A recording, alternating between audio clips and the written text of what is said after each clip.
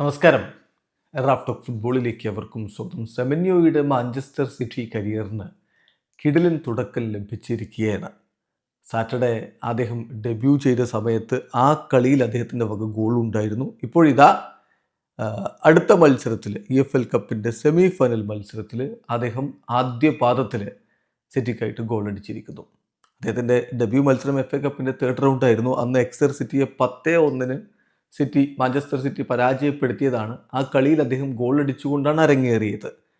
ഇപ്പോഴത്തെ semi final മത്സരം 2 ലെഗുള്ള semi ഫൈനലാണ്. അതിലെ ഫസ്റ്റ് ലെഗിൽ ഏകപക്ഷീയമായ 2 ഗോളുകൾക്ക് മാഞ്ചസ്റ്റർ സിറ്റി ന്യൂകാസിൽ യുണൈറ്റഡിനെ പരാജയപ്പെടുത്തിയിരിക്കുന്നു. മത്സരത്തിൽ സിറ്റിയുടെ ആദ്യ ഗോൾ സെമന്യോയുടെ വകയായിരുന്നു.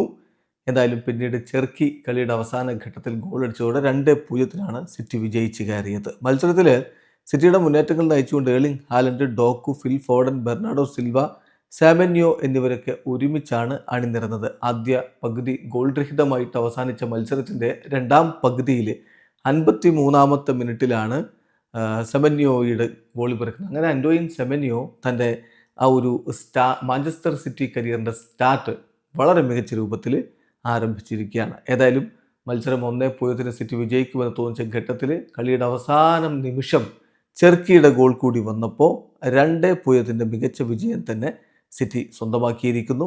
ഏതായാലും സിറ്റിയുടെ EFL കപ്പിൻ്റെ ആദ്യപാദ സെമി ഫൈനൽ മത്സരത്തിലെ വിജയം തീർച്ചയായിട്ടും അവർക്ക് വലിയ പ്രതീക്ഷകൾ ഈ ഒരു സീസണിൽ നൽകുന്നു. എന്തായാലും ഈ ടൂർണമെൻറ്റിൻ്റെ രണ്ടാം സെമി ഫൈനൽ മത്സരം ഇന്ന് നടക്കുന്നു. ചെൽസിയും ആഴ്സണലും തമ്മിലാണ് പോരാട്ടം.